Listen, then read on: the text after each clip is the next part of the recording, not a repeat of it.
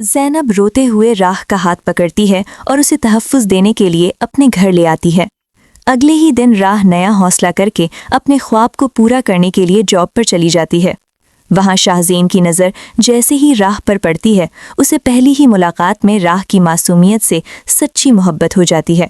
दूसरी तरफ वसीम और ज़रून अकेले कमरे में बैठकर अपनी घटिया कामयाबी का जश्न मना रहे होते हैं।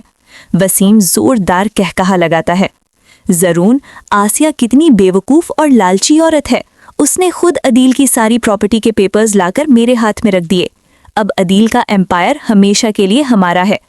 पीछे से दरवाजे के पास खड़ी बतूल ये सारी हकीकत सुन लेती है।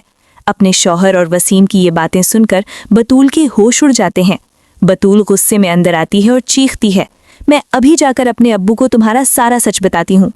उसी वक्त ज़रून आगे बढ़ता है और बतूल के बाल दबोच लेता है। अगर तुमने ऐसी कोई भी हरकत की तो अदील जिंदा नहीं बचेगा। बतूल डर के मारे रोने लगती है और मजबूरी में खामोश हो जाती है। इधर डीसी अरमान को अदील अंकल की कंपनी के अचानक लॉस में जाने की खबर मिलती है। अरमान फौरन सीक्रेट मालूमात निकलवाता है। तभी बतूल हिम्मत करके चुपके से अरमान को कॉल मिलाती है और रोते हुए सारी हकीकत बता देती है कि वसीम और ज़रून ने धोखे से सारी कंपनी अपने नाम करवा ली है। ये सुनकर अरमान समझ जाता है कि ये बहुत बड़ा फ्रॉड है। अचानक अरमान राह के पास पहुंचता है और एक खौफनाक सच उसके सामने रखता है। राह, उस दिन तुम्हें किसी और ने नहीं बल्कि तुम्हारी अपनी मामी आसिया ने दौलत के लालच में किडनैप करवाया था। अपनी मामी का ये असली चेहरा जानकर राह के होश उड़ जाते हैं। अरमान फौरन सारे ठोस सबूत और पेपर्स की कॉपी जमा करता है और राह को लेकर सीधा अदील अंकल के पास पहुंचता है। जब अदील को आसिया की इस साजिश और राह की किडनैपिंग का पूरा सच पता चलता है तो गुस्से से उनका पूरा जिस्म कांप उठता है। अदील आगे बढ़ता है और आसिया के मुंह पर एक जोरदार थप्पड़ रसीद करता है, तुम जैसी घटिया औरत के लिए इस घर में अब कोई जगह नहीं। उसी वक्त अदील सबके सामने आसिया को 3 बार तलाक देकर हमेशा के लिए धक्के मारकर घर से निकाल देता है। आसिया रोते हुए सड़कों पर अकेली धक्के खाने के लिए रह जाती है। तभी अरमान फौरन पुलिस हेडक्वार्टर कॉल करता है। पुलिस कुछ ही देर में ज़रून के मोबाइल की लोकेशन ट्रेस करती है। पता चलता है कि ज़रून मुल्क से फरार होने के लिए पासपोर्ट ऑफिस पहुंच चुका है।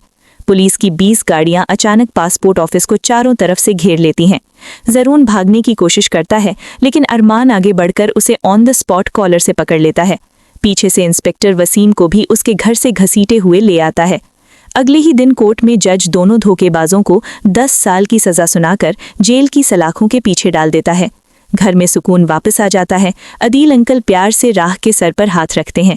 राह बेटा, आज अरमान ने मेरी जिंदगी और इज्जत दोनों बचा ली। उसने साबित कर दिया कि वो एक सच्चा इंसान है।